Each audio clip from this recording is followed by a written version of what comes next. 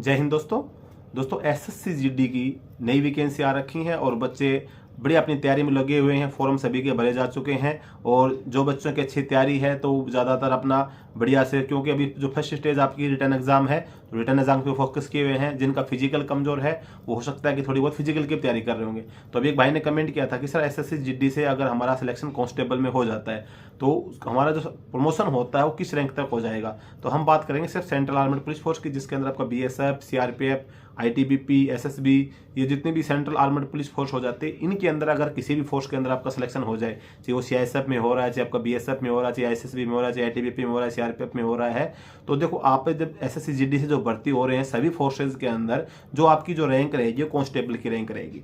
अभी कांस्टेबल की जो रैंक होती है इसके अंदर आप 10th लेवल से भर्ती हो रहे हैं तो भी कांस्टेबल हैं, 10+2 लेवल पे भर्ती हो रहे हैं तो भी आप कांस्टेबल हैं, ग्रेजुएशन है, पोस्ट ग्रेजुएट है या उससे भी ज़्यादा आपने पढ़ाई की है तो आप कांस्टेबल से भर्ती हो रहे हैं। इसके बाद में जैसे आपको प्रमोशन की अगर हम बात करें, आपने कांस्टेबल से ज्वाइन कर लिया, सभी फोर्सेज के अंदर जो कांस्टेबल से नेक्स्ट जो प्रमोट होता है वो हेड कांस्टेबल के लिए होता है। बशर्ते सभी के अंदर टाइम का जो शेड्यूल जाता है, किसी फोर्स के अंदर 12-13 साल में आप बन जाएंगे, किसी में 15 साल में बन जा रहे हैं, किसी के अंदर आप 18 साल भी लग जा रही हैं, किसी के अंदर 20 साल भी लग जा रही हैं। तो सभी फोर्सेज का आपका प्रमोशन होने का टाइम पीरियड अलग अलग है। बाकी सबका लगभग आप ये मान के चलें 12-13 साल के बाद से आपका प्रमोशन होना स्टार्ट हो जाता है। तो मिनिमम 10 साल से आप मान के चलो, 10 साल से पहले तो कोई चांस भी नहीं किसी फोर्स के अंदर आपका। तो 10 साल के बाद में आप मान के चलो कि आपका प्रमोशन होना स्टार्ट हो जाता है। हर फोर्स के हिसाब से अलग अलग, अब हर फोर्स की अलग अलग तो मैंने पहले ऑलरेडी वीडियो बना रखी है भाई, किस में फास्ट प्रमोशन होगा किस में नहीं। अगर आपको एसएससी जीडी की प्लेलिस्ट मेरे चैनल पर मिल जाएगी, उसमें जाके देख सकते हैं। फिर भी अगर आप चाहते हैं कि नया वीडियो बनाओ तो मैं हर उसका रैंक अलग अलग, हर फोर्स का अलग अलग वीडियो उसके अंदर बना दूंगा। अभी आपका जैसे next promotion head constable GD में हो जाता है अगर आप 20 साल नौकरी करते हैं, क्योंकि देखो सभी फोर्सेज की सेंट्रल आर्मड फोर्स की जो जॉब होती है 20 साल की नौकरी होती है।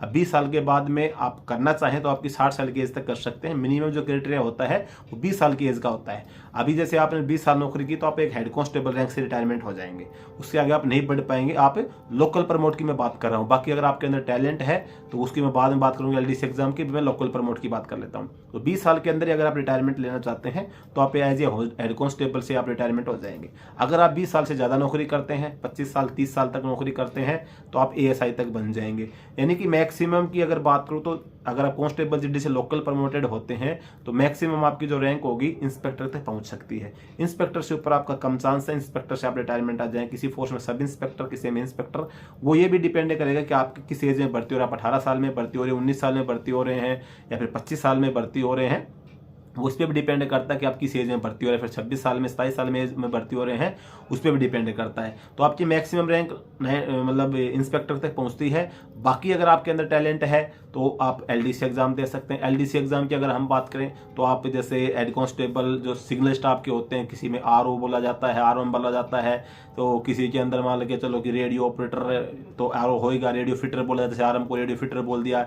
आईटीबीपी के अंदर टेलीकॉम वगैरह इस प्रकार से बोला जाता है। सभी के अंदर अलग अलग सिस्टम है, चीज़ वही है, काम वही करना होता है। उसका एग्जाम आप दे सकते हैं। हेड कांस्टेबल मिनिस्ट्रियल के लिए आप एलडीसी एग्जाम दे सकते हैं। अगर आप टाइपिंग वगैरह अच्छी जानती हैं, एएसआई स्टेनो का आप एग्जाम दे सकते हैं, उसमें आप जा सकते हैं एलडीसी एग्जाम से। इसके अलावा सीआईएसएफ के अंदर असिस्टेंट सब इंस्पेक्टर की एलडीसी पोस्ट आती हैं। सीआरपीएफ के अंदर हेड कांस्टेबल जीडी की पोस्ट आती हैं। सिग्नल की मैंने ऑलरेडी बताई दी हैं। इसके अलावा फिर आपको सब इंस्पेक्टर की पोस्ट देखने को मिल जाएंगे एलडीसी एग्जाम से।